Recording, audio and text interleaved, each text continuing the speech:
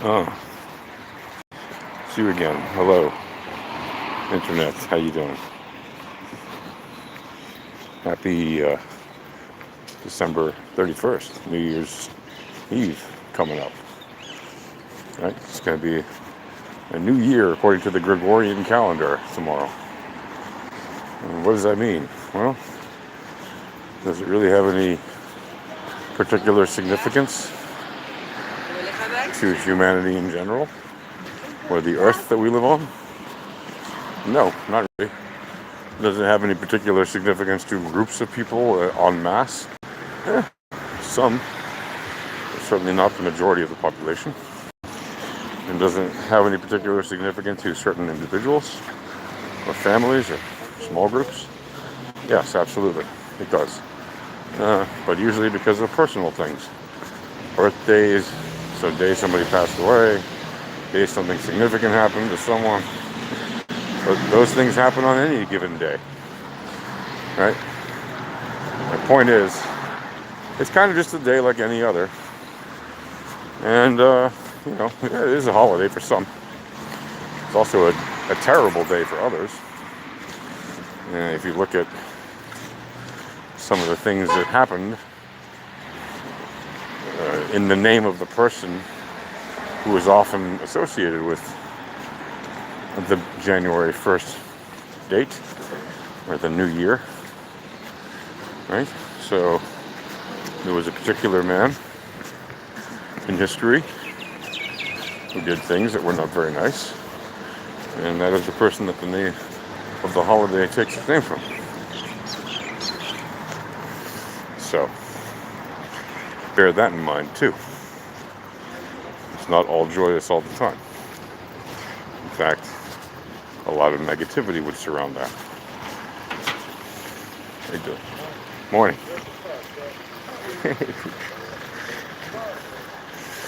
So, what you need to realize is that those things are all in the past. And you need to leave the past behind you. Again, you need to leave the past behind you. You need to remember your history so that you don't repeat it. But that doesn't mean you have to relive it, right? Reliving the past does not let you move forward. Now, I understand some people like to do, role-playing history things. People like to kind of reenact certain events in history or whatever. I get it. Historical reenactments can be, I guess, fun to participate in if that's your thing. And those things are quite popular in some parts of the world. And that's all good and well. But that's more an act of remembering your history than reliving it, because it's just a game, right? You're putting on costumes and pretending, right? So that's not actually reliving, If it's a battle or something in a reenactment, people don't usually die, right? In the reenactments of the real battle where people really did die, right? You're not reliving or redying what people actually lived and died through. You're reenacting. And that's all good and well. And that's fun and that's entertainment, but that's also a bit of a history lesson. It can be, in some cases, if it's done well. And that's all about learning your history so that you don't repeat it, right? Taking away the lessons from it. And then learning to move forward, to live in the future, right? Because that's where we live. We live in the present and the future. What happened in the past already happened. We don't live there anymore. Can't go back there. When are you going to tell me, I've made a time machine? Great. Well, humanity's been waiting you for a while. Right? We've been waiting on you. Show up with your time machine. We'd love to see it. But until then, all we can do is live in the present and the future. Meaning we get to the future moment by moment and live through it. So we live in the future, meaning we plan for the future. We think about the future. We work towards a better future. but it's the now that we actually live in order to get to the future, right? We plan the future from the now. You can't plan it from the past, right?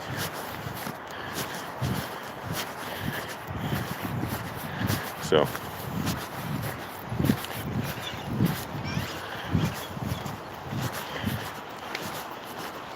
maybe if you were there before,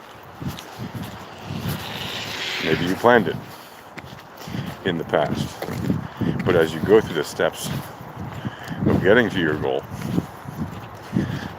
each step you're taking is in the now of the moment you're taking the step. Okay? So if you plan something for the future right now, and then now a moment has passed, your plan is already something you did in the past. You're now carrying out the first step. That first step you're doing in the now again. And again, it's all about reaching a goal at some point in the future. When you reach that goal in the future, that will be your present when you actually reach it. As soon as that moment passes, that too will be in the past. And you will need to have new goals already set for the future from that point, if you want to have a continual stream of goals to meet and beat. Not everybody has goals that they want to meet and beat all the time. Okay, that's fine. Maybe for you a goal is getting up in the morning, or doing the basic things. Whatever it is, they can be the most minute goals or the grandest ones of all.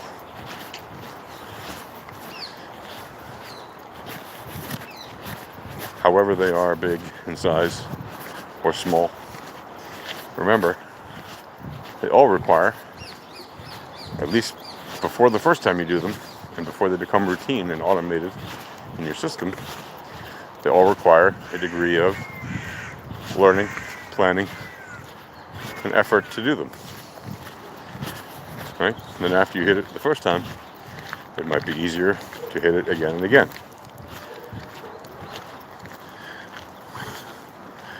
This is really not anything too deep, I think. However, I think most people are so busy in their lives, they often can't see the forest for the trees, which is kind of sad. If you're missing trees because of forests, or forests because of trees, right? You should be able to see forests and trees, each separately, in their own way, and in their own right. In other words, you shouldn't lose your sense of perspective, missing out on the big picture because of a small detail, or overlooking a small detail because of interference by the big picture. Both of these things are important. Sometimes one will outweigh the other in importance. It's not always the big picture that outweighs the little picture. Sometimes the little picture will outweigh the big picture. And then the little picture is the big picture. And you have an inversion. And this happens a lot.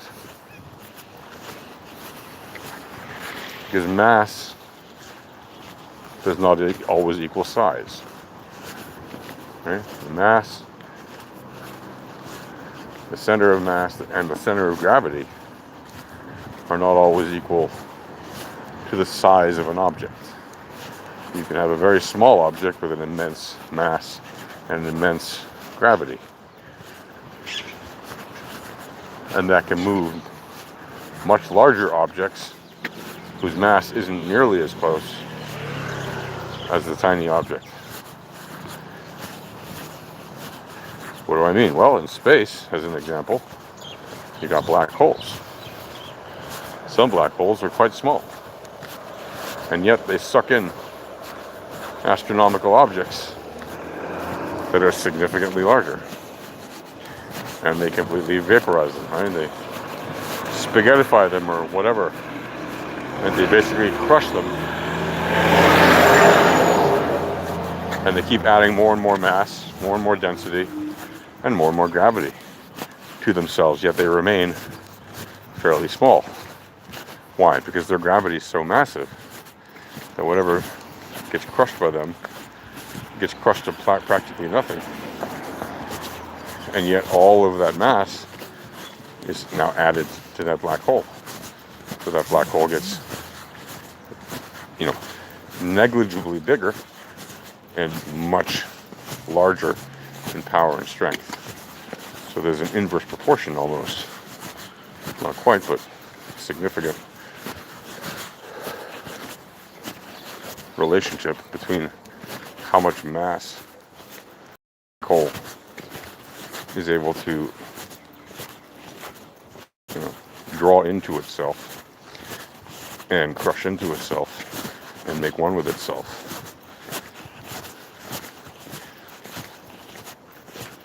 So that has a lot to do with my example of sometimes the small object can be the object that has the greater center of mass and the greater gravity. And that's true in real life too. Sometimes a small person can have a lot less mass and a lot less gravity than a larger person or many larger people. And that small person can draw in all the attention, all the resources compared to the large person or the large people or the group of people. Why? For many reasons, some of which are irrational, some of which are rational. But it's basically the same thing, just using different factors than a black hole. There you go. On that note, I bid you all a wonderful end of 2023, end of a year, beginning of a new year. And I guess I'll see you in the next year. Cheers.